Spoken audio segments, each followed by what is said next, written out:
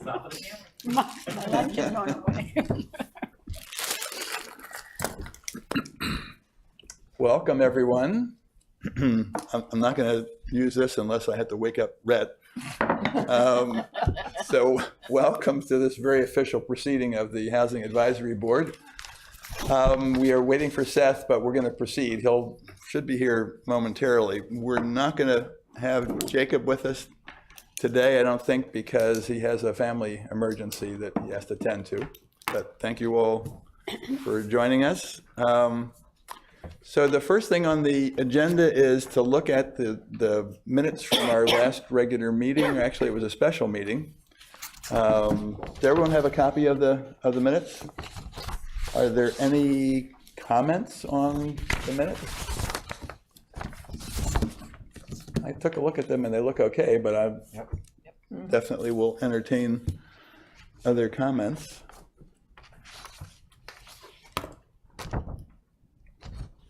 No? Everyone good? I'm looking for a motion to accept the minutes. I'll make them. Sorry. Mark. Who was it? Molly? Okay. I'll Thank second. you. And Rhett seconding. Any discussion? If not, then we'll just do a voice vote. All those in favor say aye. Aye. All those opposed say nay. Okay, passed unanimously. We're off to a good start. Okay. So one of the regular things that we're going to do as a part of our agenda, and we started to do it last time, is to have an update from the staff on how we're doing with the housing program, specifically affordable housing. And we all should have, I've got so many things here. All should have a more detailed. Yeah. It's, I think it's somewhere over there. Well, anyway, you either have a detailed one. Oh, here it is. I got it. So we're going to start with a demonstration overview of the housing dashboard by, I'm sorry? I think it's going to be director first. Oh, I'm sorry.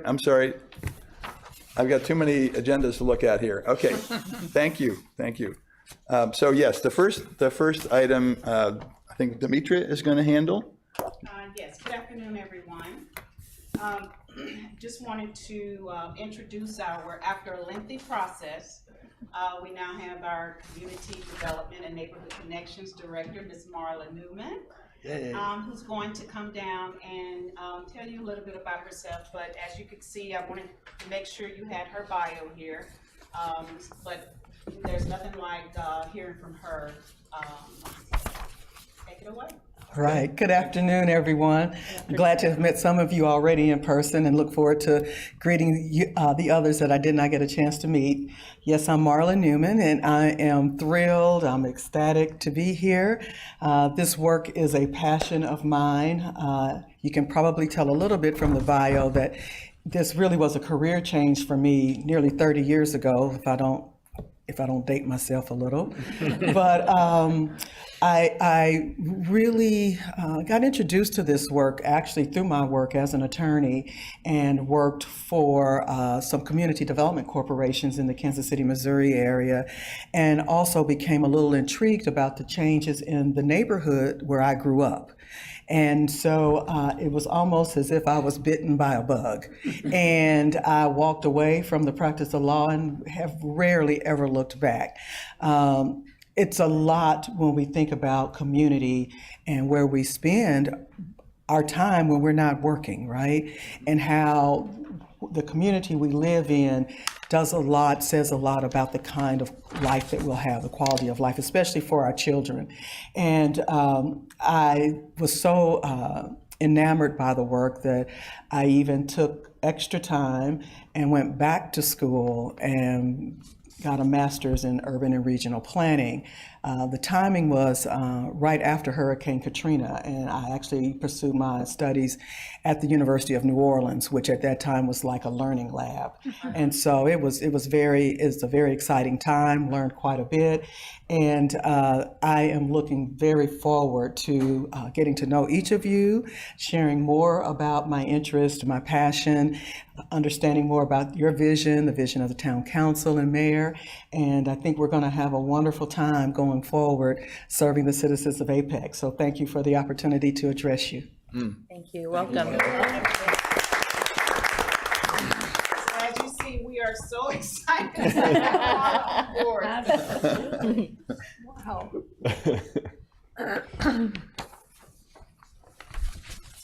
I think the next one is mine too. Just wanted to give you an update. Phil had asked for an update on how the communication channels between housing staff and the Housing Advisory Board will go. So what I told Phil in our monthly meeting is that as Marla is onboarding, we will set the tone for what that's going to be like.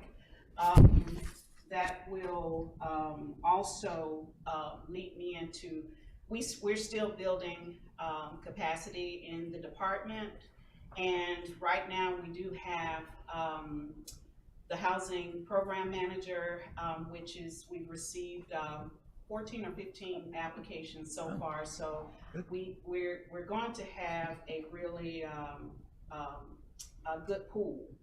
It looks like, and so one of the things that I wanted to wait until Marla got on board, but not to stop progress by going ahead and putting the job announcement out.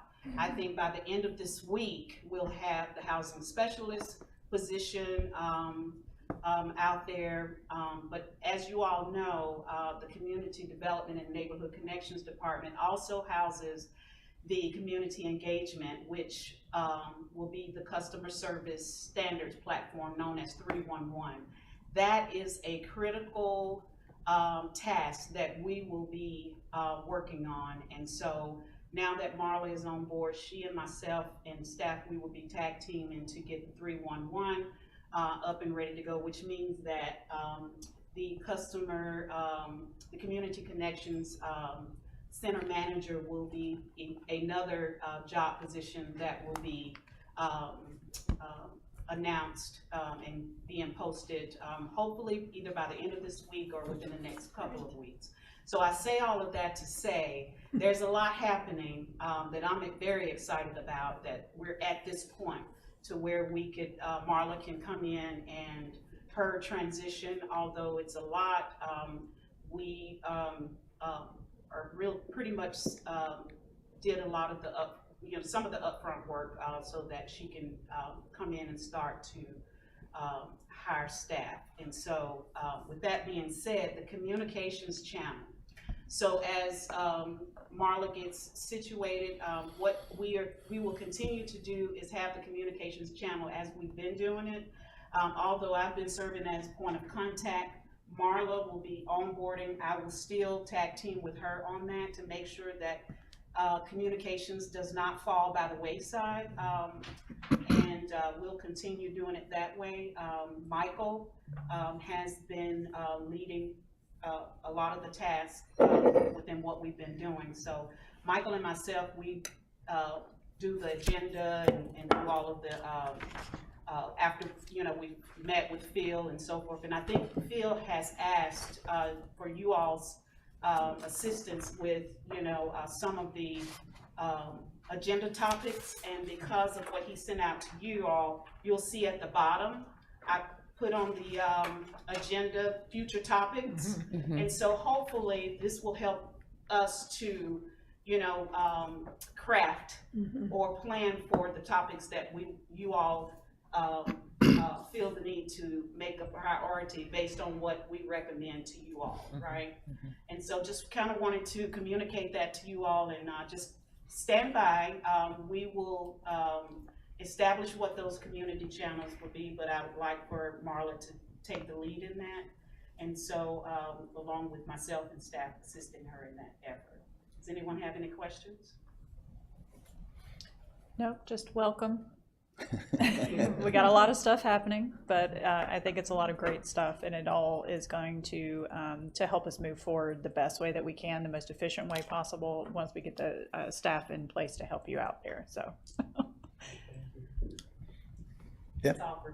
Yep. Definitely looking forward to working with Marla in addition to Demetria. Yeah, I think the communication channels are especially important since we only meet quarterly, and we all know that housing, developments and different things come up on a constant basis. So it would be good to have a good solid channel of communication so that we know what's going on, and if necessary, we can call a special meeting if we think it's necessary. So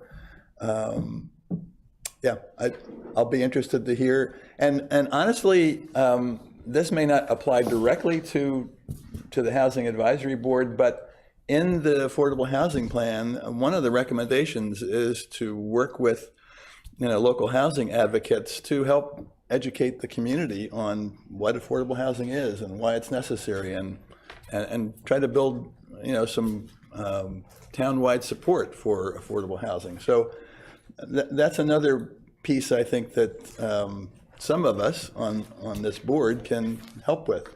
So I look forward to those opportunities.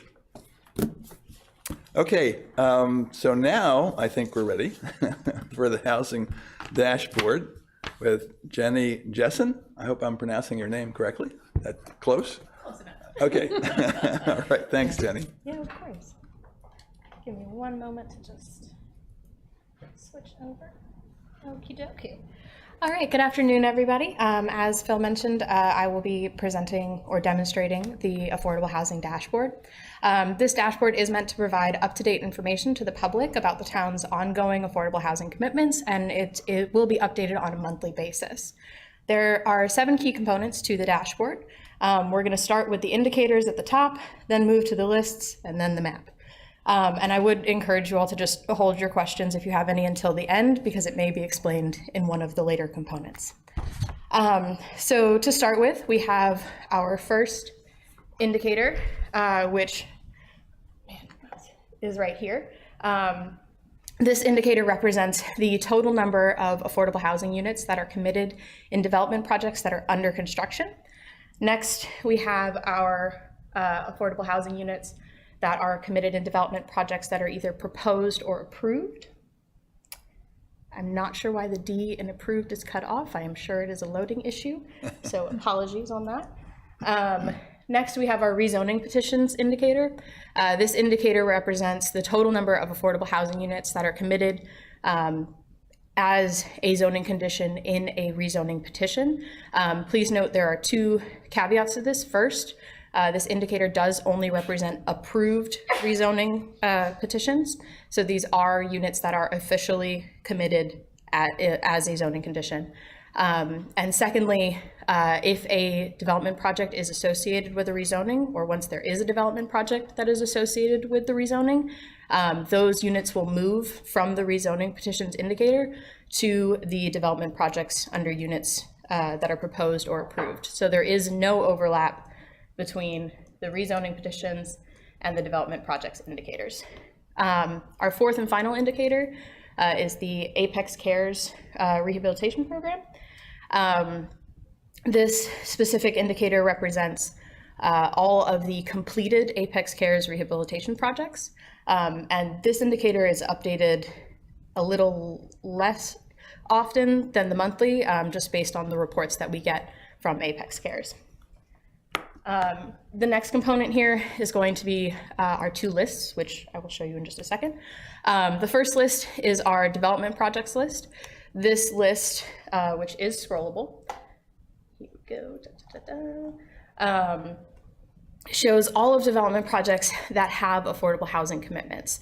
It is sorted by project status, so first proposed, then approved, then under construction, and details the total number of affordable housing units proposed, committed, approved, etc., and the typology and the affordability commitment for those units. Within this list, it is both clickable and searchable.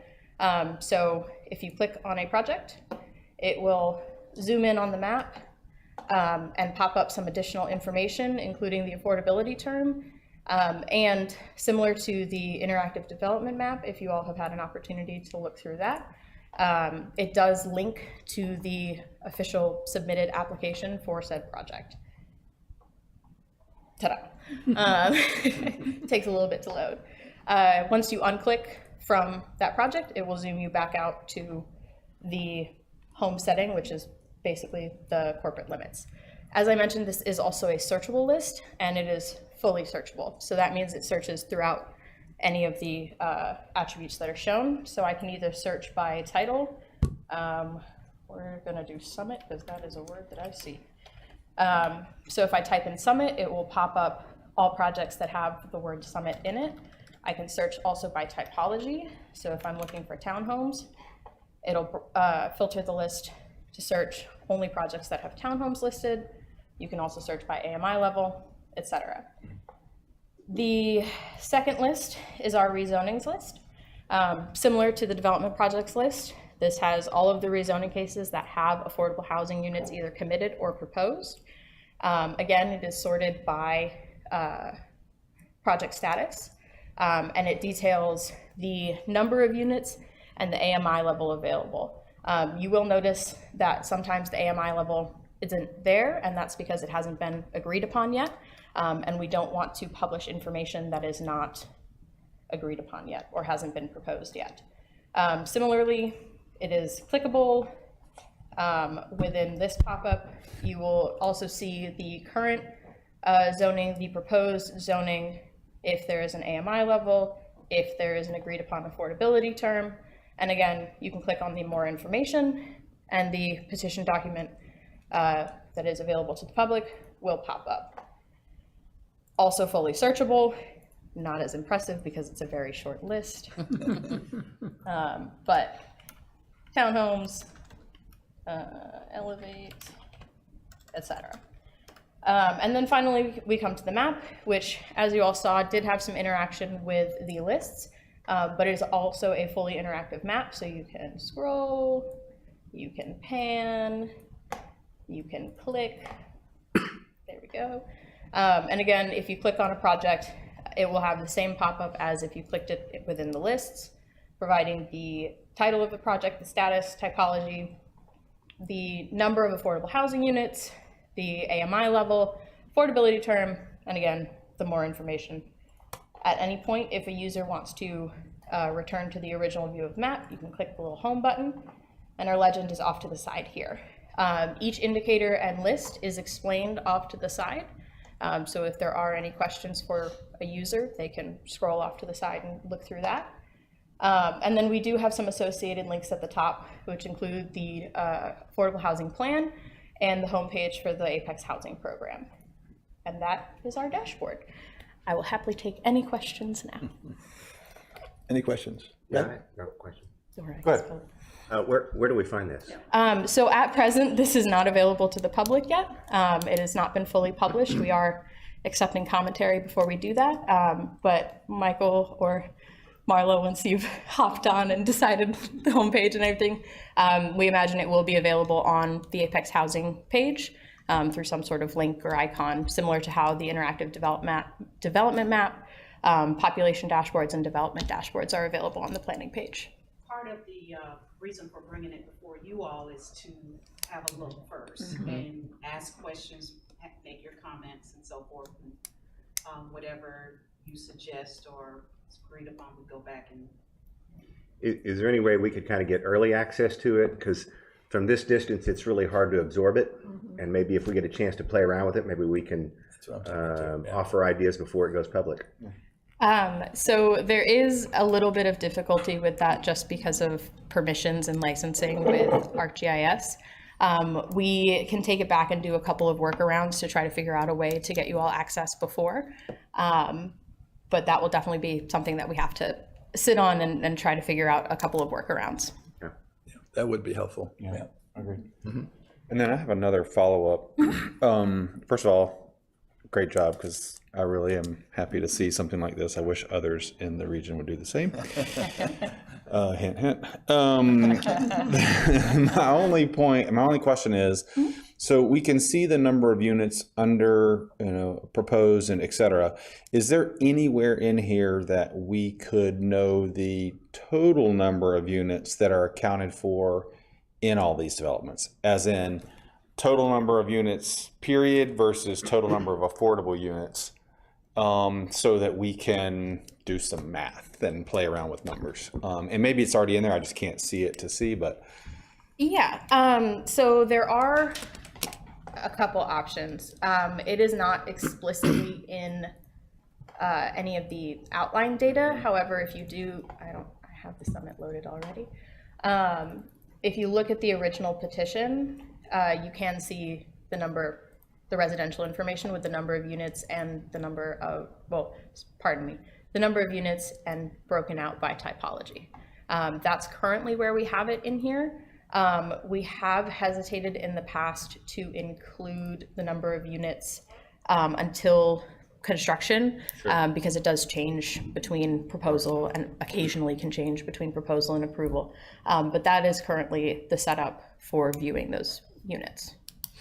So that would be one of my comments, is to figure out a way, recognizing obviously that it's still proposed until the things are built, right? But I think it would help those of us sitting here to know, what is the total impact that we're seeing, right? Because this is great, 199 units, but 199 of what, right? For me, I have no concept of what that is. Some of you around the table may, because you're a little more involved in some of the approvals, but I think that would be helpful to have, so that we as a group can make some informed decisions, especially given some of the points we had last time where we said we're going to approve the current policy, but we want to be able to understand what the impact is. And I recognize this impact is pre this approval, but I think there's something there that I think we could work with. So yeah, and I'll second that and say it might be a little inside baseball. So I don't know if it's something that necessarily, I think it would be helpful just for transparency's sake if it lives on the dashboard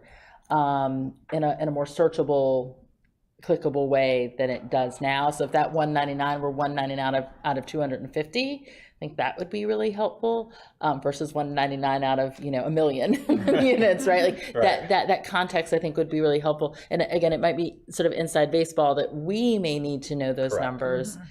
More than the public does, but I would always err on the side of transparency and so it being available to the public. So I echo Rhett's comments on that. Yeah. I have a quick question of clarification. Are you looking for just the numbers that are you looking for the total number of housing units for just the projects that have affordable housing units, or the total number of housing units in all residential projects? So that was going to be my next point, which is I think a combination of both, but it could be, to make it simpler, at least on this application, would be the total number of units that have some affordability as a part of them. So that would give us one measure.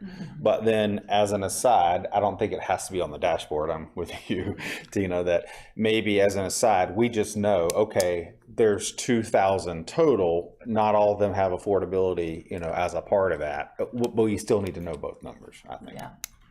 And not to add more complexity to it, but shouldn't we also know what's the portfolio of incentives that were chosen? I mean, we spent so long trying to find the intents. Wouldn't be good to know which ones are being chosen? And Yeah, I definitely agree. That's definitely inside baseball, but yes. Yeah, of course, gonna be there.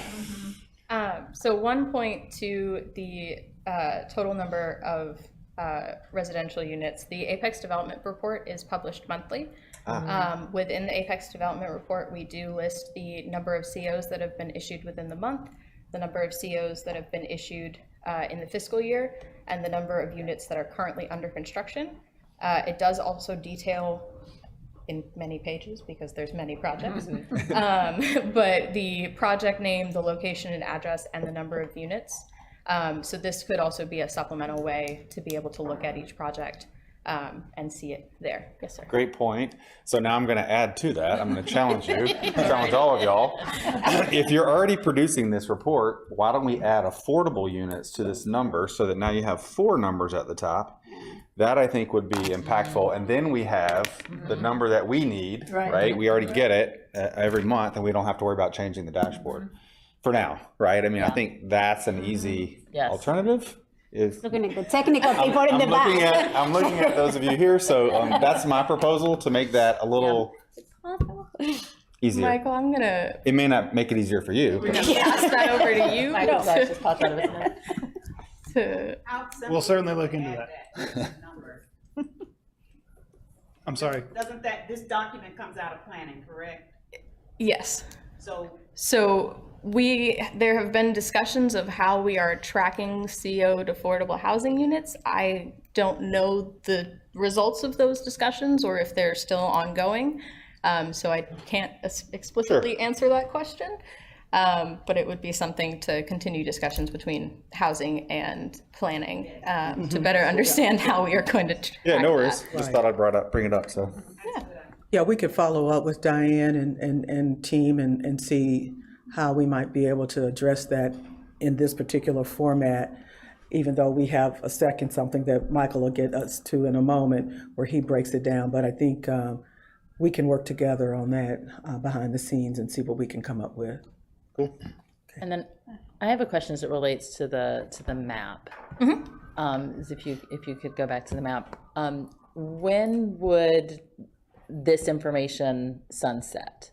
So right now this is showing 199. At what point does the information become archived for all intents and purposes and is no longer on this map? Is it once the CO is issued? Like how does that work? So this map pulls information from the interactive development map, so it will follow a similar timeline to that, which is once a project has been fully CO'd, so every lot has been given a CO, then it is removed from under construction. It does not get removed until that time, so if there's, I want to say it's this one. No. I'm not going to try to find it on the map. There is a project that still has one lot that has just been outstanding for quite some time. It is still on the map because it has not been fully CO'd. However, once a project is fully CO'd, it would be removed from the map because it is no longer under construction. So, No, I'm sorry, follow up. So what is I would be curious as to what is that length of time? Are we talking months? Are we talking years? It really depends on the project. There are projects that are just gung-ho about doing their construction and they want to be open as fast as possible and they get all their inspections done and everything like that. It really is going to depend on the project and the construction itself. And we won't name any. I can think of a few. We won't name it. But my concern is that if there's a huge length of time, and I don't know what I would define as a huge length of time, but if there's a huge length of time and most of the lots have been filled and we just have a handful that are not, and COs have been issued, those homes are occupied, that it would then still be on this list and still be searchable. That gives me, that makes me pause a bit, that information would be searchable in this database and the potential ramifications of that, both positive and negative. Yeah, there are definitely opportunities to personalize the data, for lack of a better word. If that becomes an issue, there are ways to say, no, don't include this in the upload, we're taking it out. So I'm not committing to anything, but there are definitely ways to address that issue. If it becomes an issue, we can do back-end data work and take a project out if needed. I appreciate that you're not committing. I'm going to ask for commitment. I will leave that to the housing department. And I'm gonna ask for that commitment from you all. I think it's a matter of discussing with planning, right, Shannon? Yeah, this sits with them. Yeah. So my concern would be that there could potentially, this of course would never happen, but there would be developers who would not be interested in developing next to an area that has affordable housing. Or there may be neighbors who would not be interested in living next to a particular subdivision, townhomes that have more affordable units than other affordable units. I think that's something we should be proactive about, and so that would be my push for. I hear that you don't want to commit, but I'm gonna look to the department to say we really might want to put a timeline on this. And again, I have no concept from a planning perspective what a reasonable time frame is, but if there's a project that's been outstanding for 2 or 3 years, that's going to get and is mostly inhabited, that's going to give me a lot of reason for pause, and I think we should be proactive at looking for that. Let's be clear that in the past, such tools have not been used for good. And so we want to be proactive about thinking through what data is available. We want the data to be available to be accountable to the town, be accountable to the community, but we want to be careful about the potential for folks to use it for ill. Okay, I'm gonna cut off this discussion for the moment. Can I get some level of commitment before we cut off discussion? I don't know that you're going to get that, honestly, but you can try. I don't know. I would like to try, or at least have my concerns addressed.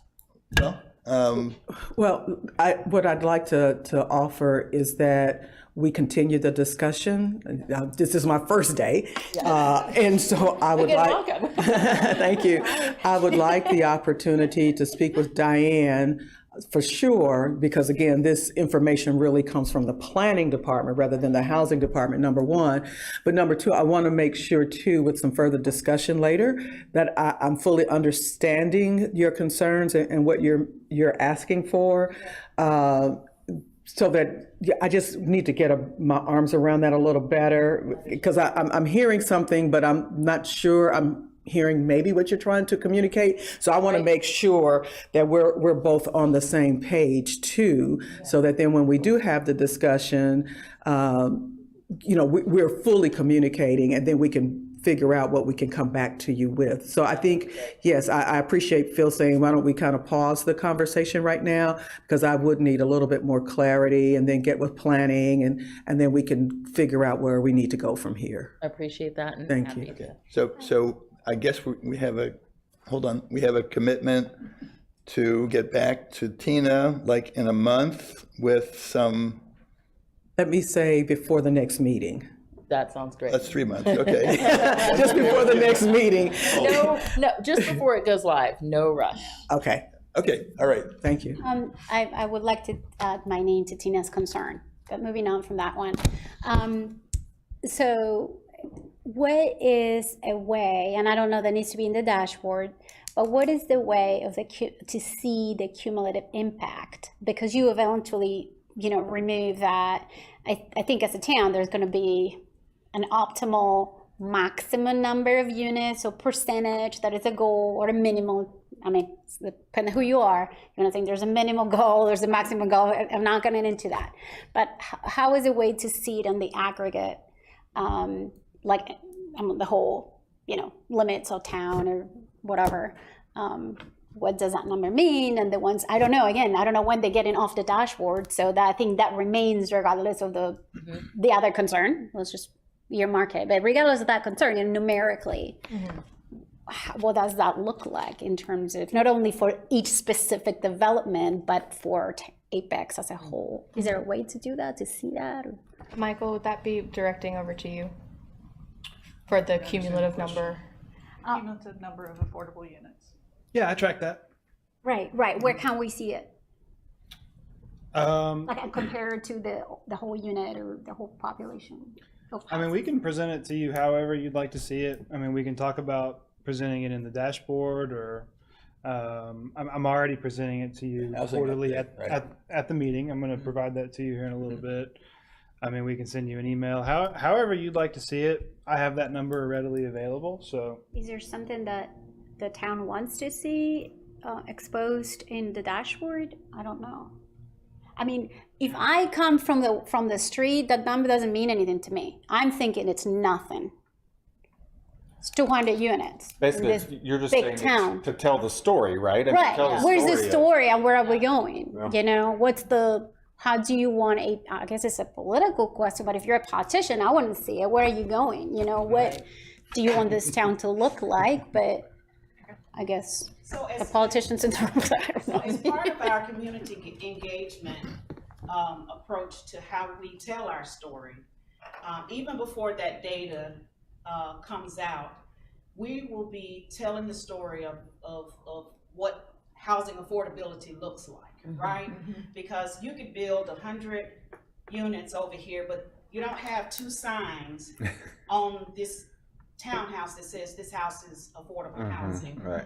And there are many definitions of affordable housing. You've got housing that's affordable to all different income groups. And so part of our job is to begin telling the story and conveying the message to the community so that we could eliminate, if it exists, NIMBYism. And so even before this data comes to you, even before Marla comes back to you, we will already be starting to tell the story of what housing affordability looks like in Apex. And so if that helps, you know, you all, you know, this is something that we have to do before it gets away from us. And that is telling our story of what housing affordability looks like. And so when you do get that data, you understand it, you'll be able to go out, just like our council is able to go out and communicate and tell our story, what that looks like. But we need to be able to help you do that, right? Agreed. And I think what you're getting to, which I was going to also say, is having it on this dashboard. Maybe it's not, this is under developed, this is what's coming, right? Correct. But if there was another tab, right? Yes. What we've already done, I think that's helpful. And the only reason I say that is because based on experience from other regions here in the Wake County area, the story does not get told. And so those same localities get pummeled because we've done XYZ never gets told, or today's day and age, they only want to go to a web page, right, and get that information. And if that information doesn't say we've developed 3,000 units, then no one cares. So I think if you can get it on here as another tab, it'll be huge, for sure. Anyway, All the great job. I mean, I like it. Yeah. Okay, so it sounds to me like maybe there should be a follow-up item on the next meeting to talk about the comments that were heard this time around and how they have been incorporated or accommodated. Is that possible? I believe so, but I do not know what the agenda for the next meeting looks like, so I We don't know don't if either, there's so. space. But I would have to triple check with the powers. Okay, all right. Just positive comments. It looks great, like from a glance, we can see big numbers, big headlines, and then something easy to click on. So I love that. I love the easy userability, if that's a word. Yep. Thank you. Yeah. Great work. Good job. Thank you, Jenny. Okay, I don't have a name with the Apex Cares Housing Rehabilitation Program, but I'm guessing that might be Michael. Is that true? Demetria. Oh, okay. The annual housing report. No, the next thing on the agenda looks like, if I'm looking at the right agenda, the Apex Cares Housing Rehabilitation Program. We're on, Why do we have 2 agendas? I don't know. yeah, we're under annual housing report time. So if you allow me to clarify, Okay, we have the Housing Advisory Board regular meeting agenda. Yes. And what looks a lot like it. And so I'll make sure to get your feedback on how to differentiate in the future. We have the housing program update. I think in moving through the agenda, going from Jenny's item, the housing dashboard presentation, moving into 2C annual housing report time. okay. Dimitri, is that you? Yes. Okay, thank you. That's correct. Okay, so, So just wanted to give you a quick update on the housing report. Normally you would have, I guess last year, you would have seen a annual housing report. And I think we may have talked about this in the last meeting, but we are in the process of updating the housing needs assessment, the data, and the dashboard.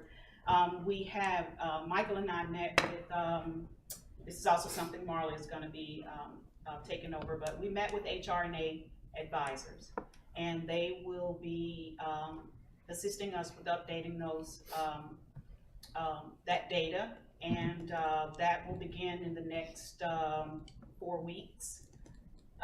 They will also be helping us to move to an automated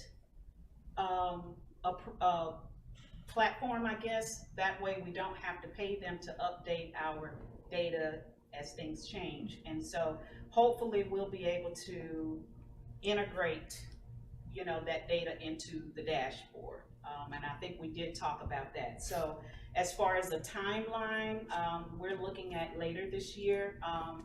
Hopefully, by the time we have our next meeting, we'll have something to, bring to you all. If you have any suggestions on when that annual housing report will launch, we will make sure that if anything comes out of the housing needs assessment, like a draft, when they present that to us, we're not going to wait until that next meeting. We'll send that information out to you all. And by the time the meeting comes, we would have updated, the housing needs assessment. Does anyone have any questions? Okay, I think it's really good to do an update of the housing needs assessment because when they did it before, it was in 2020, but it was using, for the most part, like 2018 data. Yes. And so it definitely needs to be updated. And hopefully we'll have some 2020 census data to sprinkle in there to give us some real good, touch points. So that's good.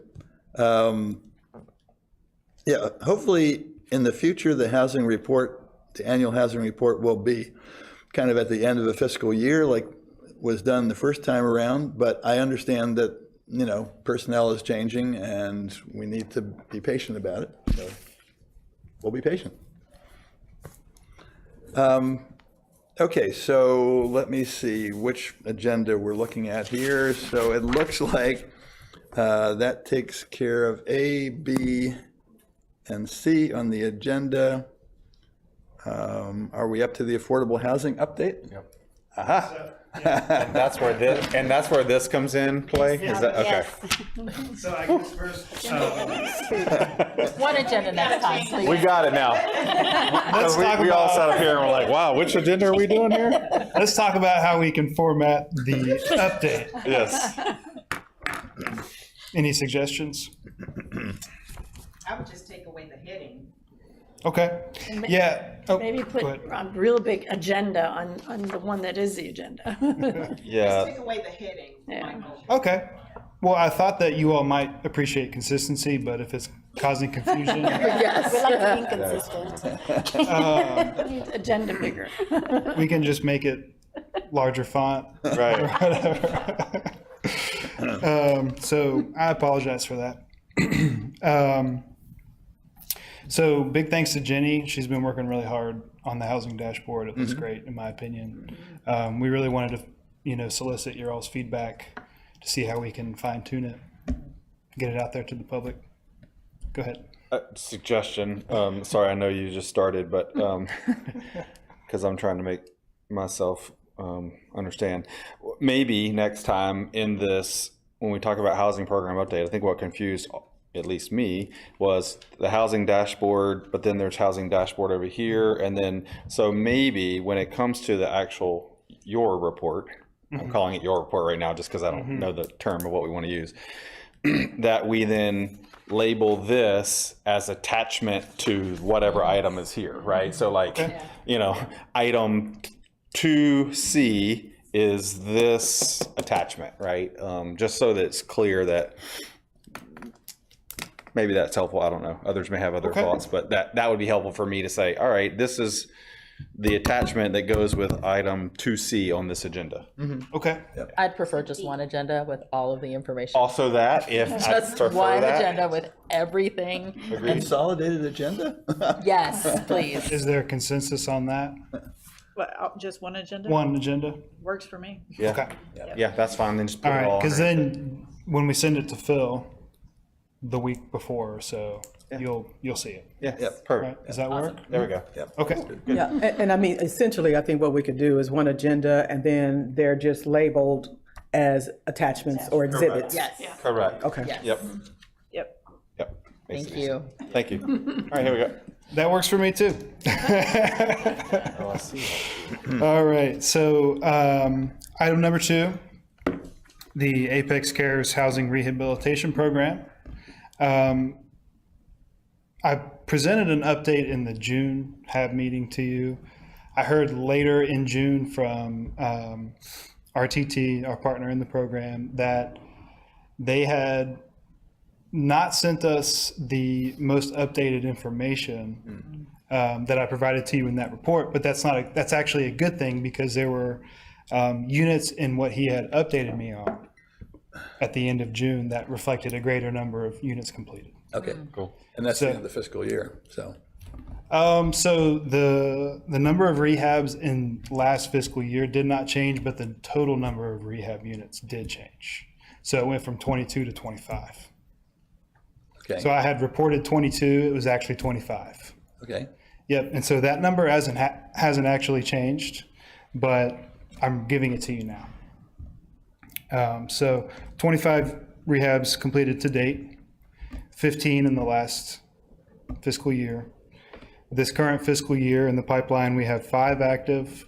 We have 2 that are undergoing the needs assessment, and then 1 that's in pre-construction. So.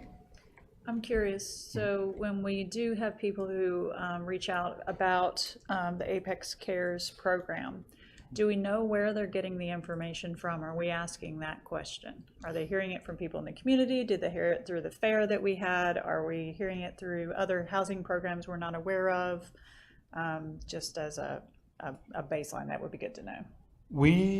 I have asked RTT to start regularly providing me with more comprehensive information. I can include that in an item that we're suggesting. I don't know, I'm sure they're tracking it. It's not necessarily being given right back to us, but I can see how useful that would be. So we can do that. Well, it would help us to be able to target certain areas a little more thoroughly and, you know, as a more comprehensive, so people can take advantage of this and we can use the funds that, you know, are in that pot of money. Absolutely. A couple of months ago, we had a meeting with communications, and we also spoke with RTT about this. How can we market better the Apex Cares program? And so what's come out of that is a dual approach from RTT and from the town through the communications department. And so, so far it's only been word of mouth. For example, the mayor gets a lot of that, you know, out in the community and calling into the office, and us, you know, we've gotten a couple of people in the program that way. And once we call them, RTT has hit the ground running. But communications is working on what that marketing is looking like, and then RTT has offered, you know, to also do marketing as well. So we'll, you know, inform you all of what that's going to look like as well by the next meeting. Okay, thank you. Do you have any communications in Spanish, do you know? Yes, part of that, just like the housing fair, I think it was in Spanish too, so yes, it will be. It will be in several, should be in several languages according to the language access. so I presume that's part of the language access plan that Linda Yes, Jones is that's working right. on? Yeah, yeah, okay. Molly, did you have a question? Are there anybody in the pipeline in the waiting list? You know, or is everybody who's applied or who's come forward covered under one of these active or undergoing needs assessments, or? There is are a a waiting few list? applicants, I think, that have been declined or didn't go through for whatever reason. I am receiving that information from RTT, I just haven't included it here. I know with some like weatherization programs, there's like a long 2-year waiting list or something, but we're not seeing that here yet anyway, right? Is that- Okay. Would you like to see that information going forward? If there is ever like a long waiting list, I think that would be good. And that would be good for the council to know too, that this isn't. I was gonna say, it would be great to know too, like the ones that are declined, you know, why are they declined? Is it more like an income thing, or is it more like, you know, their project they just wanted to do just didn't qualify for this? Because some things can reasonably, you know, we can reasonably adjust, especially if we're getting more and more people asking for something specific that are getting declined for, so. I think if I remember correctly, there was only 1 or 2 that had actually been declined, and one of the reasons was that they moved. So, so far, that's a good reason. So far, you know, that hasn't been a problem, but I can see how it could be in the future, so. So I have 2 questions. One, do you know generally what the folks that are going through the rehabilitation, what are most of the projects that are being done? I mean, I'm assuming RTT is tracking that, but what is the most common or multiple commons things that are being done? Actually, we looked at that at the fair, at the home repair fair. And as I recall, I probably have it in this folder here someplace, but as I recall, there were, and we surveyed like 18 of the people that came to the fair. Okay. And of those, I think 4 were floor replacements, 3 were roof replacements, and then there was a sprinkling of other So ones. it's kind of all over, just kind of spread out. Yeah, I think flooring is a big one, window rot, HVAC. Cool. You've got the 5 deficiencies, major deficiencies that, you know, they're eligible for right now. Right. Everything else comes after that, you know, if they qualify. Sure. We do have several in the pipeline that will need some additional resources to go with those repairs, because we all know when it comes to repairs, once you get in, Start. open up the floor and you've got rotted Yeah. woods and things like that. So right now, we are going through that right now with several homeowners. And so this is all the more reason to, while we're looking at the Apex Cares program and then expanding the criteria to address, you know, casting the net wider so that we can help more. And so then my other question, which I don't know that this is happening here, but I will just relay it. In other areas, again, I keep saying other areas, there has been some concern that individuals request rehabilitation, their rehabilitation occurs, and then within a year or 2, that home is then sold at market rate because those repairs were done. And so I'm bringing that up because I think in other areas, basically developers, not bad people. So, but they recognize this house. I am one. I mean, I am one. So I'm saying that they recognize that this house has already been repaired. So at least a new roof and new windows. Hey, I'm gonna swoop in and take this from this individual and blah blah blah. So I'm just bringing it up. Not anything we can necessarily do. There are ways to address it, but There are ways to address it, and I would love to talk about those. So the Apex Cares program, just like any other programs, are developing. And so another thing that we're looking at is, you know, how do we incorporate guidelines or revising guidelines? And so, for an example, the Home Investment Partnerships Program through the U.S. Department of Housing and Urban Development, when the repairs take place, there's an affordability period. yeah. That affordability period can be 2 years if the council votes approves that. It could be 5 years. It could be 10 years. But each year, you know, that time goes away. if someone passes away in that home within that time frame, or if they sell that house within that 5 years, they have to pay a certain amount of money back each Sure. year. Right. So these are things that we're looking at to protect the funds that we put into the homes, to make sure that we get that money back if they sell the Right. home. I And will, so- oh, I'm sorry. Okay. Did you have one quick comment? Yeah, but I didn't mean to cut you No, off. that's okay. As I say, the city of Detroit has a really great guidelines. And I was just gonna throw that out there as you're looking at guidelines, they have some really great guidelines.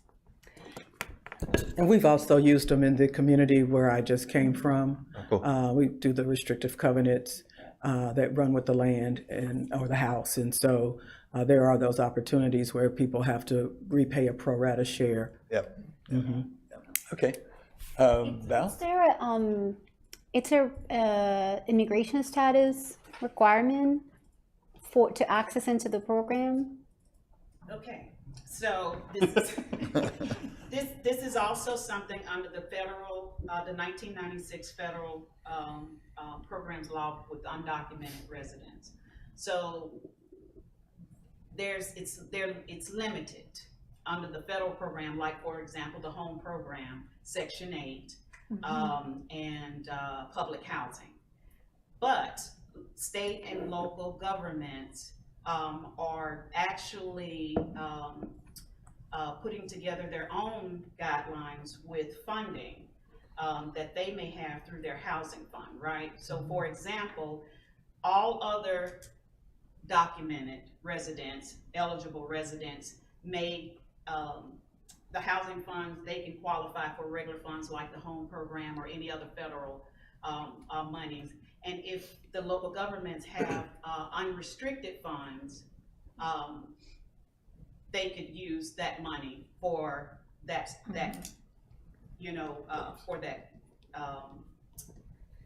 for undocumented residents. But we are also looking at that now, as a matter of fact, with the town attorney on how we will address that issue with undocumented residents, because it's important. Federal government is also becoming more flexible, but it's limited right now. So they've gotten a lot better since 1996. They've updated in 2000. They've updated in 2003. So we have to look at what that means for us here. Right, and there's also mixed status families, which is very, very common. So you might have an undocumented parent, owner, but there might be 3 U.S. children and living in the home. So maybe you can use that mixed status to qualify some. I'm just saying, that's most of my clients have mixed status families. So sometimes we send them just like, the kid is, qualify for Medicaid and all that stuff. And we're like, they don't know. They think because the parents are undocumented, they won't qualify, but they do because they're a mixed status family. We are looking at that, just so you know. You're looking at that, into that for council. Thank you. Okay, quick question. I know that. You might not ever get through this. Sorry. Well, I Not have, because of him, all of us. I have incentive to get through it. You're right. But in terms of, you have really good statistics on the number of homes. I would also be interested in the amount of budget that's spent. And hopefully from fiscal year to fiscal year, we spend more and more as the word gets out. Yeah, we have that information. I just haven't Okay. included it here. Okay, all right. But you would like to see that going forward, though, Yeah, is what I'm hearing. yeah, Okay. yeah. I mean, that kind of Yeah. gives the communication department and the marketing plan and so forth some, reason for being, right? Right. Yeah, okay. Okay. Okay, so can we move on to number 3 on the housing program update? Yeah, very quick update there. As you know, we've got 2 LIHTC developments in the town of Apex, Abbey Spring and Stone Glen Apartments. Both are moving through the development review process. Abbey Spring has received a comment letter on their construction drawing set. I don't know where they are in resubmitting, but they will. It's on them to resubmit. With Stone Glen, they received construction drawing approval in July, so they can keep moving forward on that. So just so everyone, including the public, knows, DHIC has an interest list for Stone Glen. And what that means is, the way I understand it, is that people can put their name on the interest list, and then when they're ready to accept applications, they send the applications to people on the interest list. For a certain period of time, they take applications, they cut it off, and then they do a lottery to decide which applications will really be vetted, I guess, at that point. So it's important, the point is, it's important for people knowing that the interest list is open to get their names on that so that they then get the applications. So just wanted to mention that as a point of information. Thank you. Uh-huh. Ready to move to number 4? I think so. Okay. Unless people have comments, okay. Okay, any other comments? Okay. And so the last update is the affordable housing incentive zoning policy. I provided an update in June. This update today does not vary a whole lot from that update. Rezoning applications with proposed affordable housing units has slowed down a little bit. We've gotten a few. One was approved through town council on June 27th. That was 23ZZ07. That was actually tied to another project that's listed above, tied to project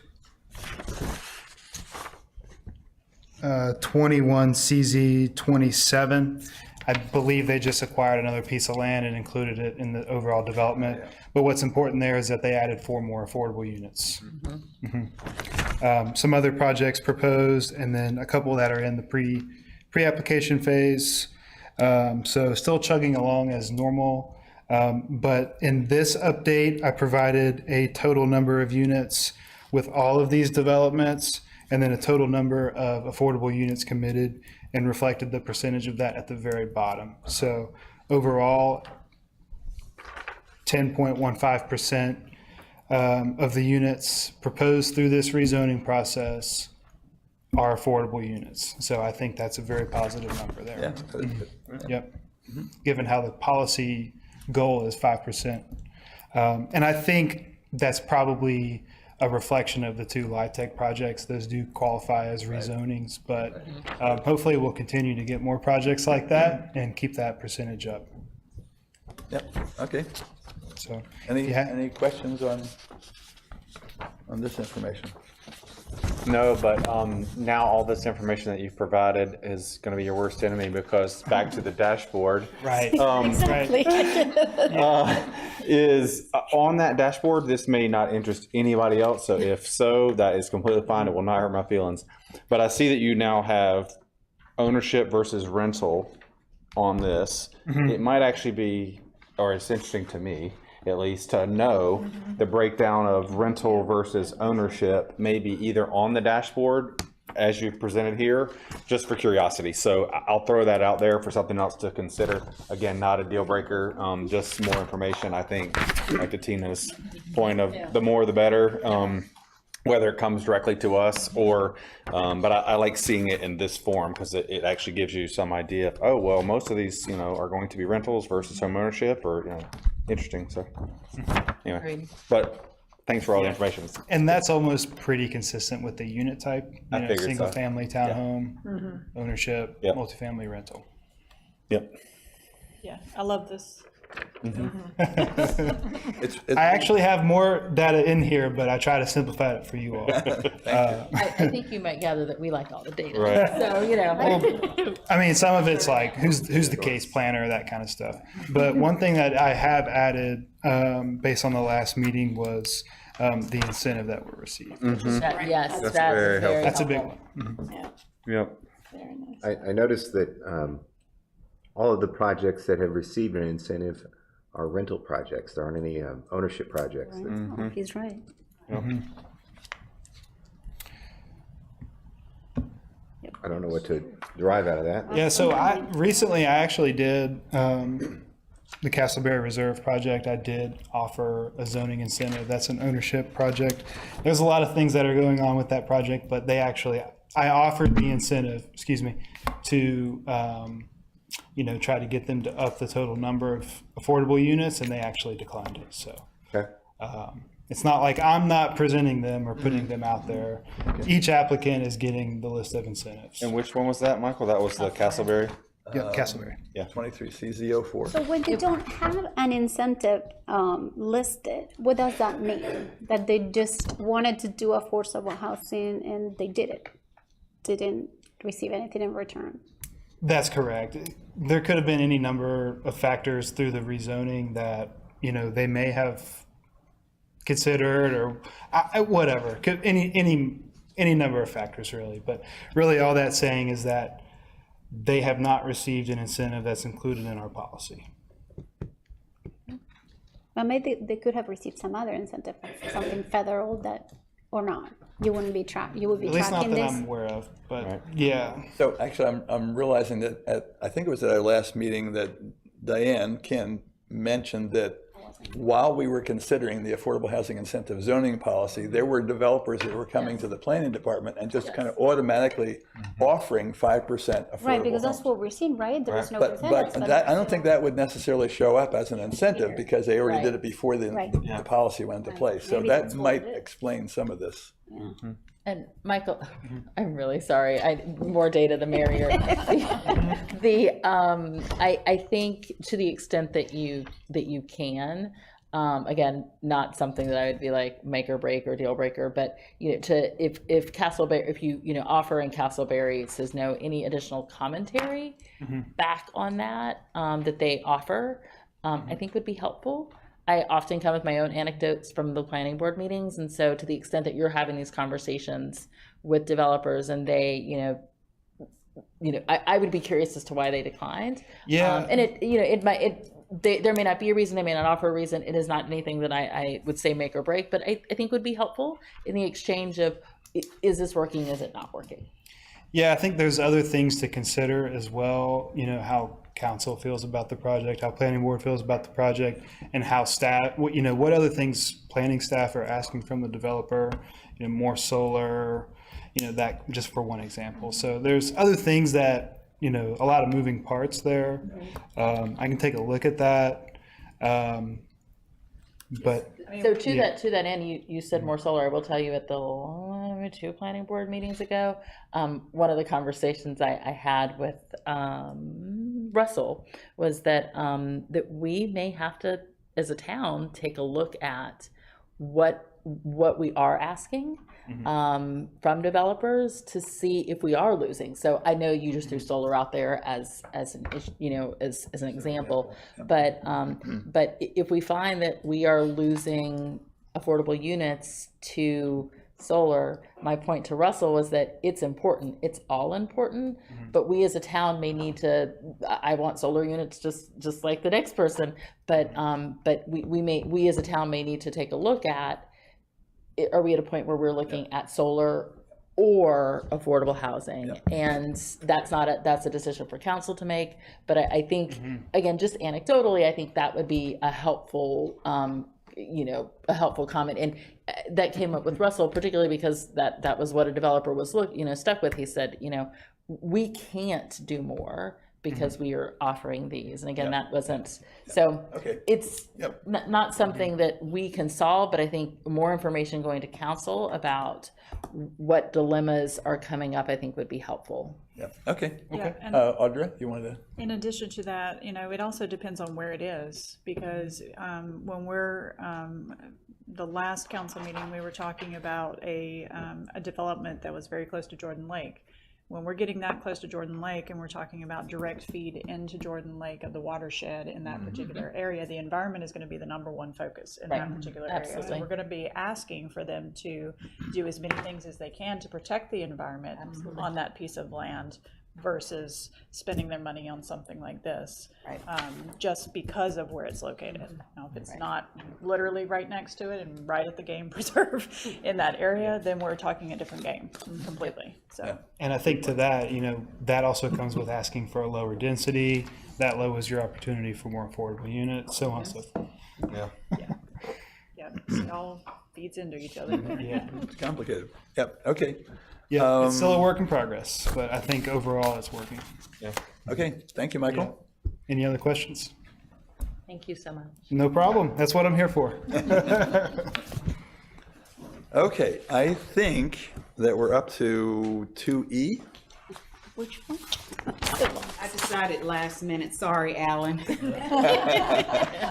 This is just an update. I decided to take the Schedule A from the contract Oh, for good. Development Finance Initiative. Phil had asked for it, asked more about it. And if you want to see the whole contract, that's under public. You better give one to Michael. I mean, Alan, rather.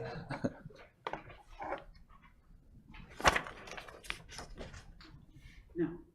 And Michael.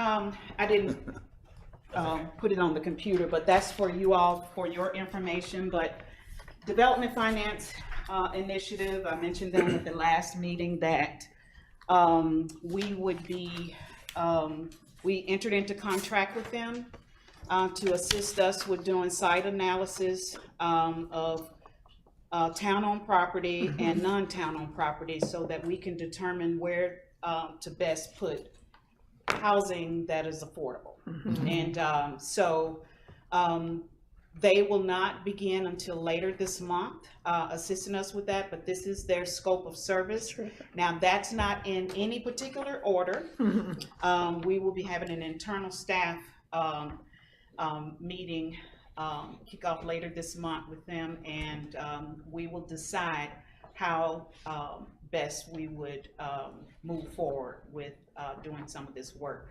Wanted to give that to you all because when we do come back in December, we will have something to present to you all. The other that I wanted to mention in one of the meetings with Phil is that I did ask DFI at some point as they begin their work to come in and to present to you all some of the analysis that they're doing. Part of that transparency, part of that communicating to you all to make sure you are informed. So, Any questions? so they will be coming in December to.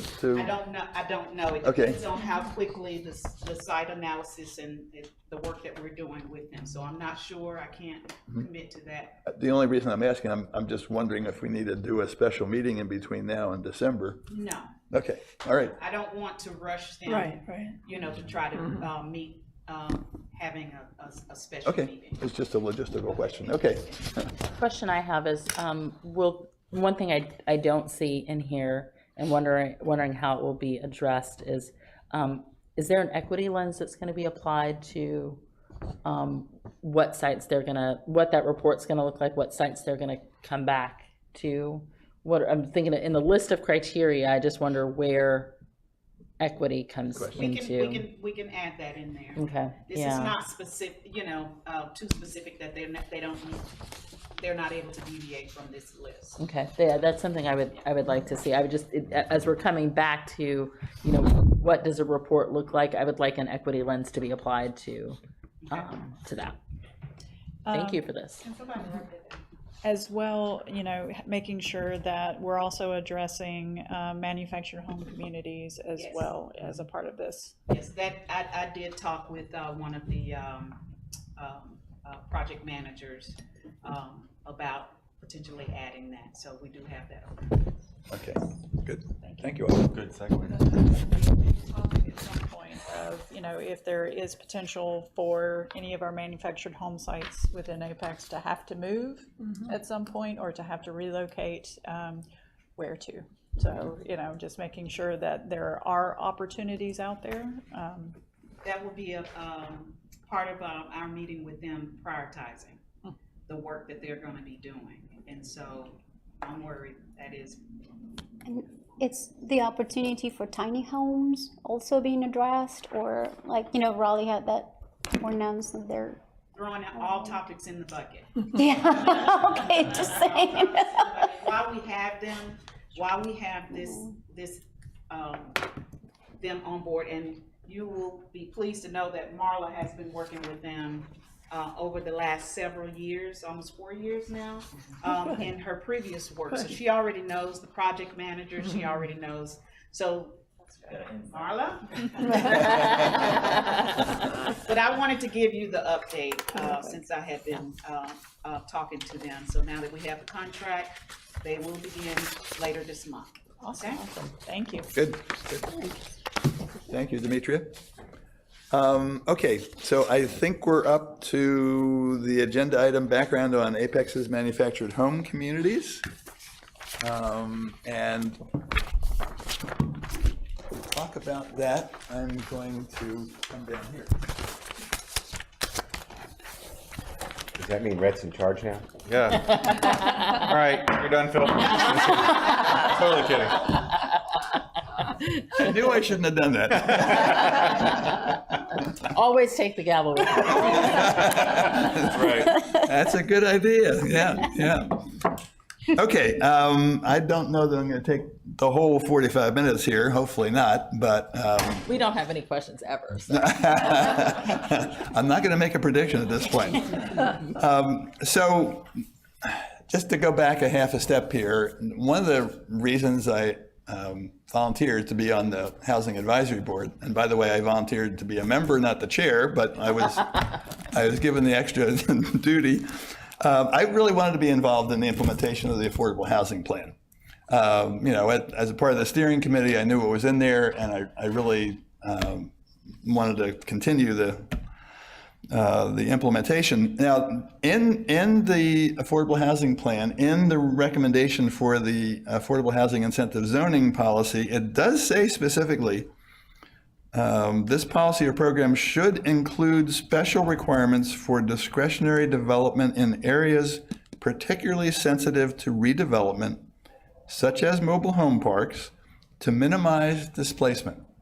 There's a very specific statement in there. And so I'm going to hang a lot of what I say off of that particular statement because I think it's really important. I mean, we take care of all residents of Apex, is really the bottom line. So a year and a half ago, I sat down and I talked with a resident of one of our manufactured home communities. I'll be going into that a little bit more later. But my perception is, and I don't know that there'd be any controversy about this, with the rising land and building prices, costs, our manufactured home communities are more and more subject to the threat of redevelopment. And losing those particular affordable homes in the MHCs would be totally counter to what is in the Affordable Housing Plan. If we have 200 affordable homes being considered and then take away 300, that's not a good trend. So that was kind of the rationale for why I thought we might go into this. So here's an outline of what I'm going to talk about. What are manufactured home communities? Where are they? Who lives in them? What are the options to preserve and improve? I really think it's important not just to preserve them, but also to improve them. More on that later. Talk about nonprofit options, town-supported options, and the one that I would rather push to the bottom is displacement and redevelopment option. And then some Wake County precedents that are disturbing to me because they go in the wrong direction as far as I'm concerned.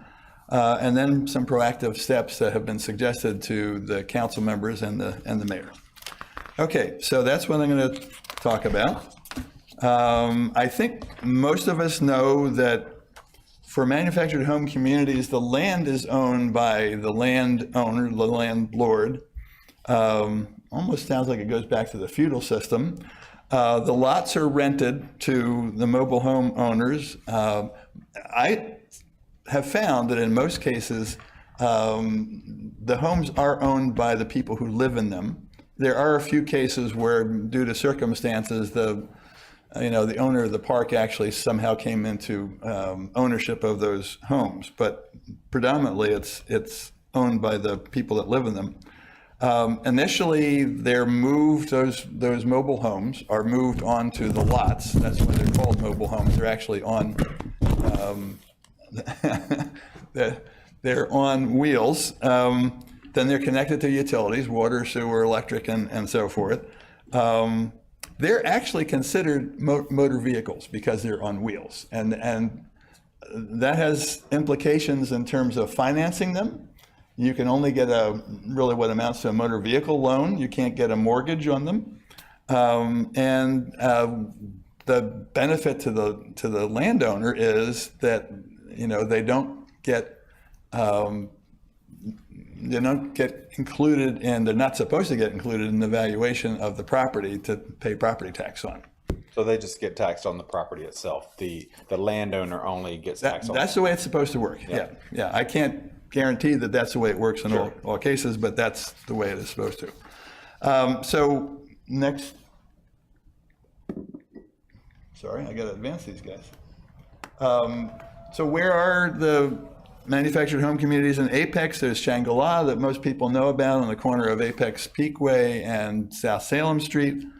That's about 100 homes on about 18.5 acres. Apex Mobile Estates, also known as Markham and Seagram for the intersection of streets that are in that area, that neighborhood. There's also about 100 homes, 24.4 acres. And then Briarwood Farms is actually in the extraterritorial jurisdiction off of Stevenson Road and Sunset Lake Road, and it's kind of the southeast, off the southeast corner of Apex. Also about 100 homes and even more acreage, 38.2 approximately. So in terms of ownership, the interesting thing is that the last two are owned by one couple, and the first one is owned by a separate owner. So we have 3 parks, but really two owners, which makes it interesting. I will move on from there. I think that's all I wanted to cover on that one. Who lives in the MHCs? Predominantly, they're essential workers. They are construction workers. They are house cleaners. They're mostly Hispanic families. Not all, but mostly. Many of them are long-term residents that have lived there for 10 years or more. There is a sense of community there, and I'll explain that in a second when I talk about the one person that I talked to, I interviewed. They're attracted by the affordable lot rents, which run somewhere in the vicinity of $425 to $500 per month. But those have been increasing lately for various reasons.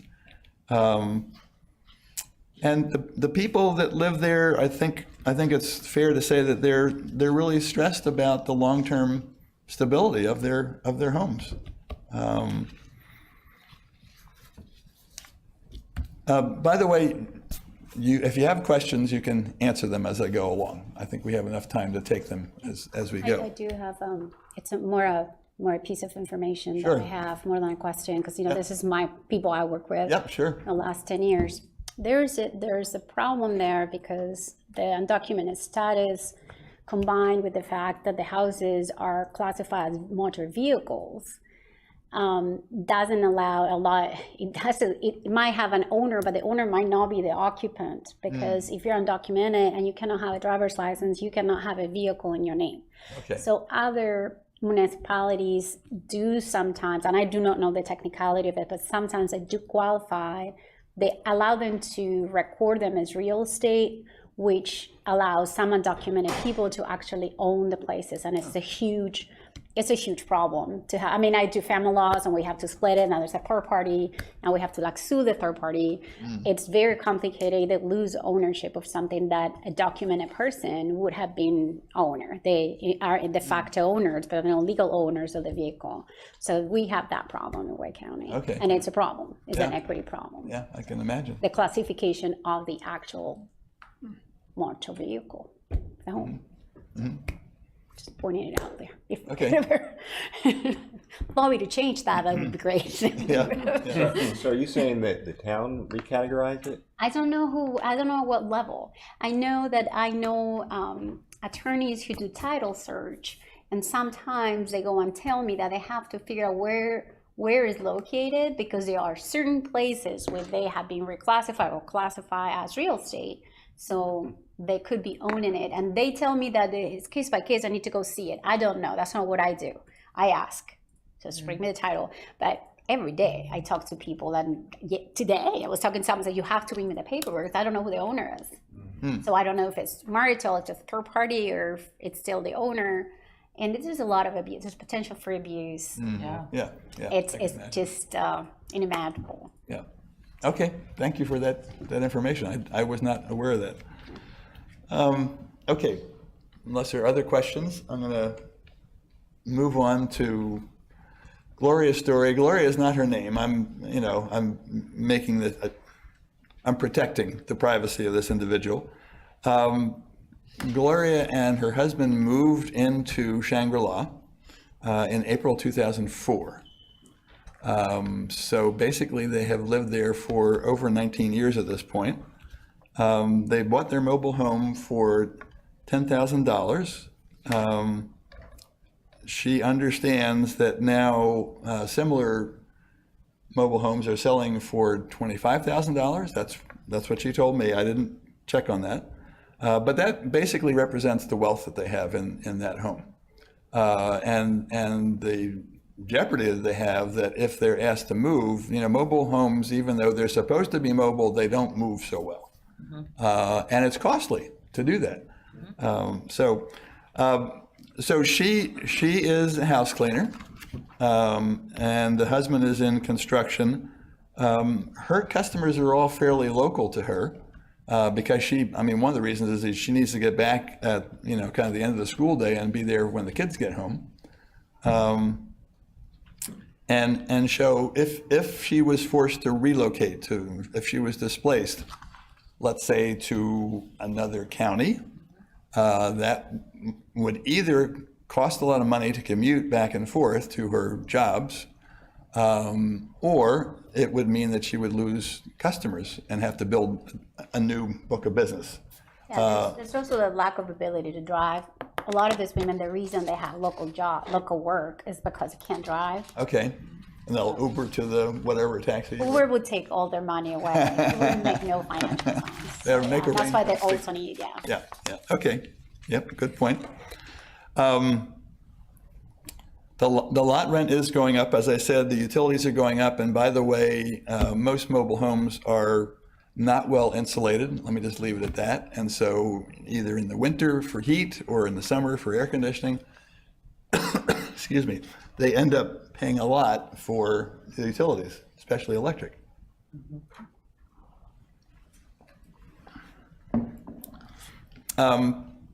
They have little contact with the landowner.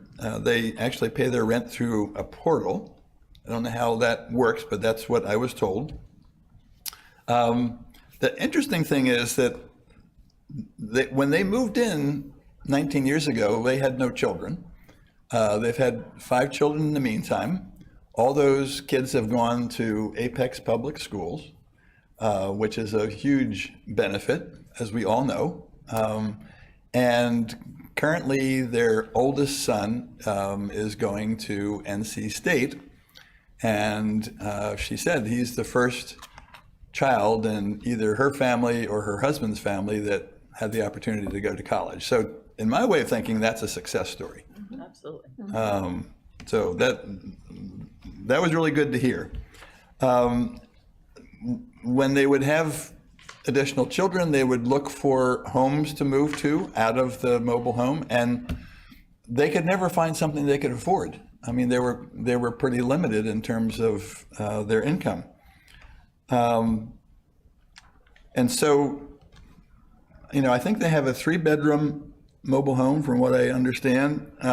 So it also gets a little crowded at some point. Bill, I want to back up. Are you saying that utilities are approximately $400? I'm sorry? Were utilities approximately $400 a month? Yes. Wow. Yeah. Yeah, again, it's because of the poor insulation. Right. And that's not what I pay per right. month. That's probably not what a lot of us pay, but yeah, it's the construction of the mobile home. Something like a modular home Right. is built to a different standard. They actually use 2x4s instead of 2x3s. So, you know, that's a different story. But Like window units. so, and I mentioned that there is a sense of community there because at the end of the school day, the women typically are there to greet the kids as they come home from school, and the women socialize and the kids play together, and there really is a sense of neighborhood there, and I think that's, you know, that's valuable. It's a good thing to know. I think I would add, the other thing I would add to that, this is Gloria's story, but in my experience, and Val, I'd be curious in your experience, Gloria's story is not atypical. I mean, the idea that they bought this home and didn't have children, I know several families in the community that is their story. So this story is not, this story is the story of many families who live in the MHC communities. That's the impression I got. Because she was talking about herself, but she was also kind of generalizing to the neighbors that she knew, and so forth. So I think this is not an atypical story. I think this is. The sad part is that a lot of these people put a lot of money into this, mobile homes, and instead of appreciate over time. It's really, really sad. You know, this in family law, there's like, no, but I made these repairs and I did this and I did that. And you look at the numbers, at least what we can see, you know, out of Zillow and some friend who's a real estate attorney go say, and they depreciate. It's very sad because that's all they have, literally. Yeah. Well, that's true. Although with the demand for housing, you know, that's the opposing force. So, it sounds like they're holding their value to a certain extent. I don't know. I'm not a real estate. But I do know. I was looking at today somebody who lived in 4 acres in the edge of Richmond. So it was between Durham, Person County, and we were looking at, they have bought it in 18 or in 19. And he said, well, I thought we're still paying the owner. I'm telling you, this is like an everyday story that I hear. We're still in the owner $35,000. We'll still owe 15. And I'm looking at it, it says it's 19. But this I hear this all the time. They overpay. I don't know if they overpay, who these owners are. They hold the title to it. So they never really own it. And I've seen all sort of things done. Like a third party holds this title that this family is supposed to own, but then they sell it to someone else and they're left with nothing. There's so much abuse going on. And I don't know what type of ownership they actually have. It is a vulnerable population. There's no doubt about it. I know. But what I'm saying, this is a particular sensitive, very vulnerable area of health. So what are the options to preserve and improve the MHCs? There are some nonprofit options that I looked into for one particular manufactured home community. There is the Raleigh Area Land Trust, and we have a member of the board that knows a lot about that. And Rhett, please correct me if I'm wrong. I've definitely oversimplified, but the land trust buys the land and then provides long-term leases or affordable purchase prices to residents because the land component is taken out. There's also ROC USA, and ROC, the ROC stands for Resident-Owned Communities. They actually help the residents put together a cooperative to buy the land from the owner, but that requires the cooperation of the landlord to provide the property at a reasonable price, as we found out. And I found an example of a Habitat affiliate up in Charlottesville, Virginia, that actually bought a couple of manufactured home communities, one small one to get started and then one much bigger one. And they actually created a redevelopment plan for the people in the manufactured home community to build new brick and mortar homes, apartments, I guess, excuse me,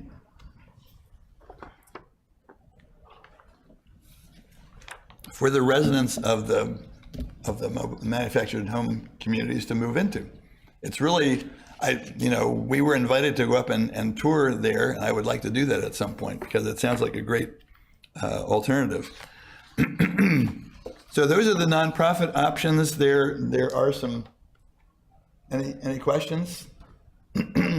As you're talking about options, and I'm looking at it, you're not through it yet. I'm wondering, again, Gloria, you speaking with Gloria, have we had conversations with the community about?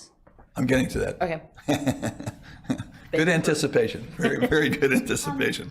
As opposed to the options, so how does APEC Cares work or would work in this sense? So at the moment, and other people can correct me, but at the moment, I believe that in order to qualify for Apex Cares, you have to own both the structure and the land.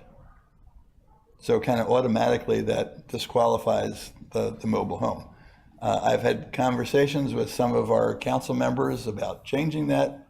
There's a mixed reaction to that. Some people say, yeah, that makes sense. Other people say, well, maybe not. Is it a good use of taxpayer funds? My argument would be that, there are a lot of instances where we're trying to make the housing warmer, safer, and drier.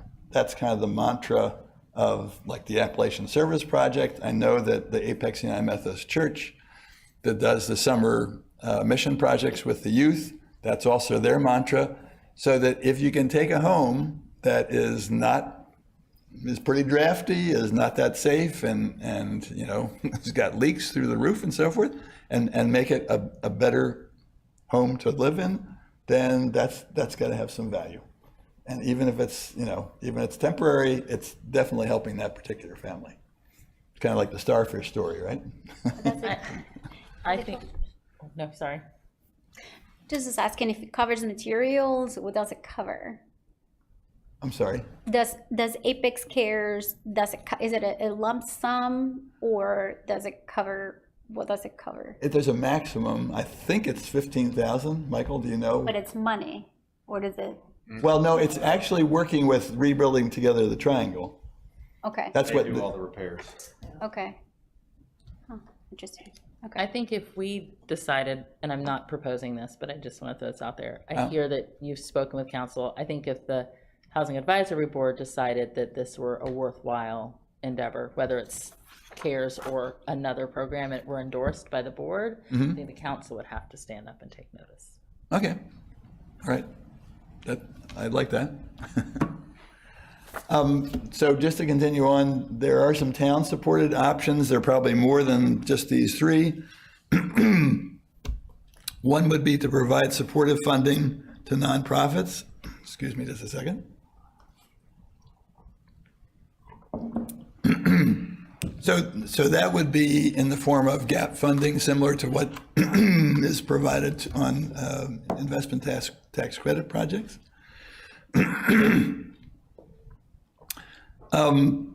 Demetrius. Can I add? Oh, yeah, sure, sorry. Talk about, let's keep in mind that, yes, there are various sources of funding that could now be used. For example, I'm going back to the home program. At one point in time, they didn't allow funding for manufactured homes. They do today, and there is, they do have the final rule on the guidelines, Rick, you probably already know. And we can share that information with you all to help you all get up to speed on it. Yeah, that'd be helpful. You know, with working with RTT, they're all inclusive in terms of administering the Apex program, plus they serve in a developer role. And the different levels of funding, if council approves, we have to still go back to council to expand the Apex program for approval. And so when we present that to them, part of that is leveraging the housing fund with other sources of funds, like the home program, any other federal and state funding that will be allowable. Now, low-income housing tax credit is not one today. today. So, those funding sources could potentially be used as council could approve a set aside for manufacturing. We don't know what that is yet. We are exploring that, and that's one of the things that we are tasked with now as a result of the conversations that are taking place with council to come back and present that. And so I think we'll be doing that twofold, to council and then and then to the Housing Advisory Board. But Okay. I want to make sure that we understand that there are levels of funding, federal now, state, and of course, through our housing fund, but we still have to go back to council and present that. Right. To be able to use that and ask Mother May I from a standpoint of can we use this funding and how we're going to use it. Okay? And that can be used, depending on the qualifying resident, right? And so these are things that have to be ironed out. So, there's kind of the micro level of helping out one particular homeowner, and then there's the macro level of how do you put together a package of financing for a particular, manufactured home community as a whole. So, and Just so you know, there are best practice models happening across the country as it relates to preserving manufactured home communities. Some are using the tiny house village for redevelopment, starter homes for those whose mobile home may be in disrepair. Can't put the money, it's not feasible. Right. And so some communities are offering those startup homes and tiny village communities. It just depends on what works for us here in Apex. Yeah. Right. That we haven't gotten to. yeah, there's a whole menu of options. You're right. Yeah. And I'll speak for RALT. This is for RALT now. I will say that we have had conversations, not with the town, previous folks, to look at that and maybe a partnership with Habitat, in which we would do exactly this, where we would build actual homes on these particular lots that the residents could then own. So I did want to put that out there, that there has been some discussion there that I think will continue. So, And also keep in mind too that town attorney is researching some things from a legality standpoint as it relates to some of the things that you are talking about. Yep. Okay, so I'm going to move us along to the boogeyman in the room, the displacement and redevelopment option. The provision for that is that the landlord needs to provide a 6-month notice to the residents of the manufactured home community that land is converted to a different use. Any residents who remain after 6 months are evicted, basically. And then the land is typically sold for redevelopment into homes that the current residents cannot afford. So that Bill, has that happened in Apex? has not happened in Apex, but actually that's a great segue to the next slide. It has happened in Wake Forest, and it's happening in Cary, unfortunately. In Holly Springs too, right? On that, right at the corner of Sunset. I thought that was the one at the corner of Sunset Lake and Stevenson, because that mobile home park is gone now and being. I think the mobile homes that were talked about on Stevenson Road on this are on the west side of the road. Most of it's been cleared out. It's on the east side of the road for that Correct, new, yeah. development going in. And that's been cleared out for a number of years. On Stevenson?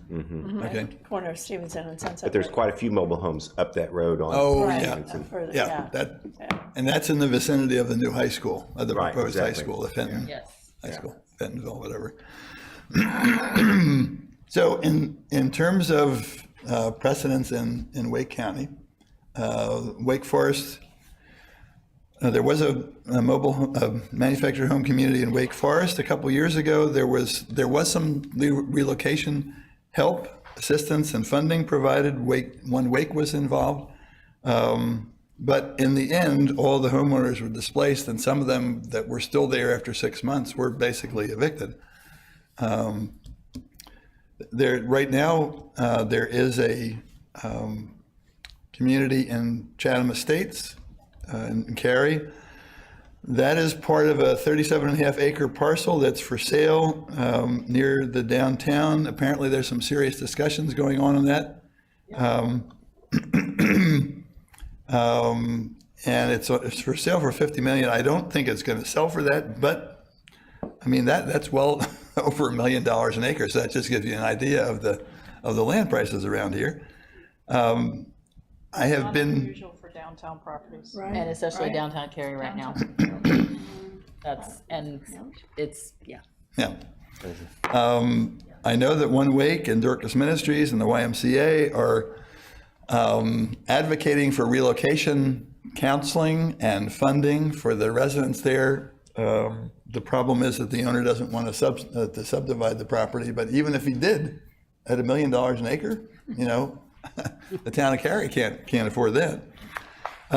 So those are the precedents that worry me, honestly, because I would like to see Apex, the town of Apex, come up with an alternative to those displacement scenarios.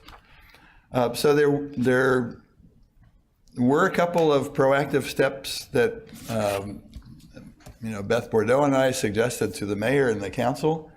And one of them is to conduct listening sessions with the residents of at least the manufactured home communities and see what their preferences are. You know, what would they like to do? They're the ones most directly affected, so I'd like to know what their thoughts are.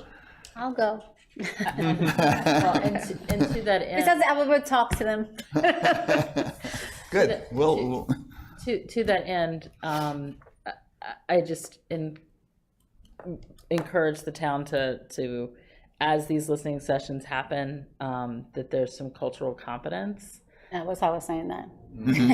They won't talk to you, Phil. I'm so sorry. Right. There's just not. I know that. Well, I was at the list. When the town conducts listening sessions, for some in the community, it is seen as, well, the town is just coming in to tell me what they already want. Mm-hmm.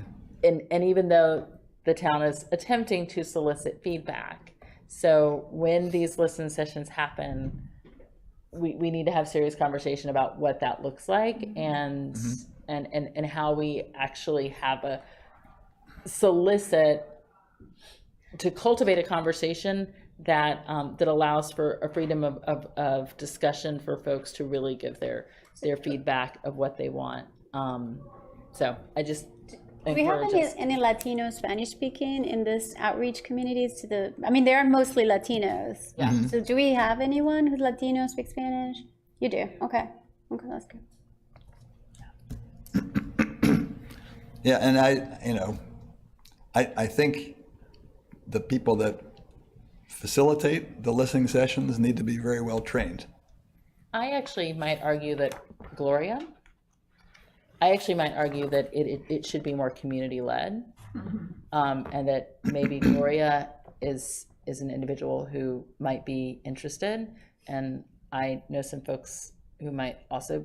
I don't want to voluntold anybody, but I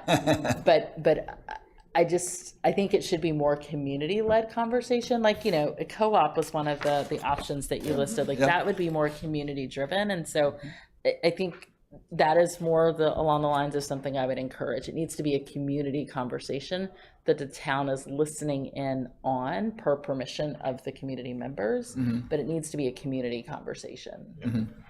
I don't know, again, I don't want to, say that I know everything about the community because I'm Latino, but there is a huge mistrust of institutions, and there's privacy issues regarding to the immigration status and the problem why not there are no owners, who the owner is. I mean, if you're, my particular opinion, you have to go to the community organizations, to the nonprofits. Those are the places that people trust, the churches and the nonprofits. Mm-hmm. Yes. That's where we all go. I know Your Rights presentations all the time, churches, nonprofits.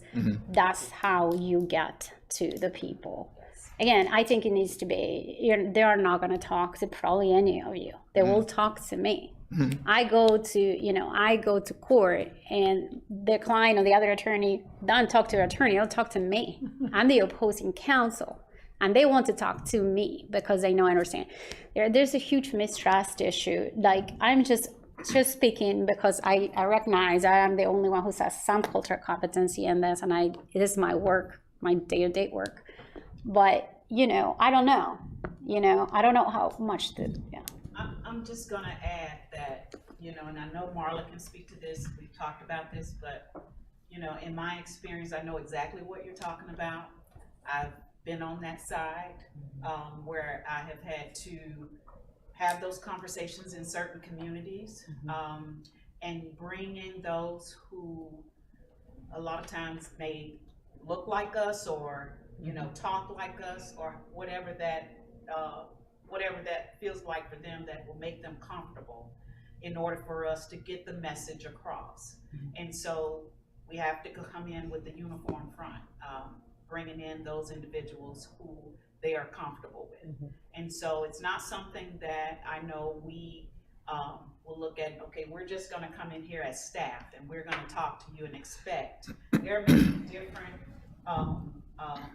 people from different parts of the community and you will have to adapt and adjust because you have 3 different population groups, 3 different ethnicities in the room, and you have to know how to engage with them. And so I'm asking for you all to trust that that's exactly what we're working on, and that's part of the town's community engagement approach, which we are working on. So just, you know, if you all just give us an opportunity to put that in place. I am thrilled to know that, and I know that is where we're headed. That is not where we have been. And so, you know, again, just, you know, not too long ago, that hasn't always been the case. So I wanted to name it, and I hear you and I appreciate that. And it is not that I don't trust that is the direction you're heading, but just literally want to name it because it is so important, like you realize. I see your concern, and I appreciate, you know, your concern, and it glad you are saying it out loud, because it is something that when it comes to community engagement from a local government standpoint, there is that mistrust, and town, you know, is looking at staff to help to you know, eliminate that mistrust. And in order to do that, we have to have a good approach to how we engage with the community. Thank you. Okay, I think I'm about done. We already talked about expanding the qualifying criteria for town programs such as Apex Cares. We'd also like to investigate whether ordinances or policies that might strengthen protections for the manufactured home communities. And finally, you know, what Demetria was talking about before with the DFI is going to inventory the Apex properties that might eventually become potential sites for displaced residents. I hope it doesn't get to that, but that's a possibility. Okay, I'm going to stop there unless people have other questions. I hope this has been worthwhile in terms of just, you know, laying out the groundwork for this, because I think it's much better to consider this up front and not kind of do it in crisis mode. And that's my intention. So. Yeah, and like Phil and Demetria were talking about, the town attorney's already investigating the legalities of some of these, because some of these would be setting precedent for other communities, and we need to make sure we have the legal authority to do whatever it is if we change policies and ordinances or begin to investigate, like, okay, if we want to purchase the land as a town and then give it off to a nonprofit, is that legal? Right. Can we really do that? So, yeah. And knowing that most town attorneys are probably fairly high on the risk-averse scale. I'm trying to say this very, very diplomatically. We're also pursuing other legal counsel that might be able to negotiate with the town attorney and say, well, if we do it this way, it might actually work. So, okay, thank you. The ACLU. I did want point out that, let me get back to my seat here.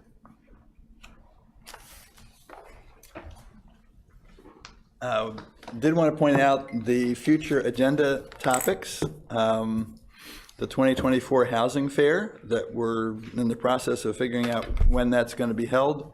We already talked about the annual housing report being reported on next time. I'm really interested in estimates of the housing, the affordable housing gap, and by different income levels, different AMIs. I already talked about the manufactured housing communities, and the last one is the community development and neighborhood connections, capacity building, and the support from this group and from advocates. In terms of the 2024 Housing Fair, I know Molly was involved last time as a guide, and that was really helpful. If any other board members are interested in learning more about how they might help out with the housing fair, it is going to be expanded beyond just the home repair programs, and so I'm hoping that will attract even more people. So with that, are there any other items that we need to discuss? If not, then I'll entertain a motion to adjourn. And we just need a motion, I think. I'll move to adjourn. Okay, thank you, Paul. All right, we stand, we need to vote on it. Let's make this official. All those in favor of adjourning the meeting, say aye. Aye. All those opposed? All right, we stand adjourned. I'm very sad there was no gaveling. Right.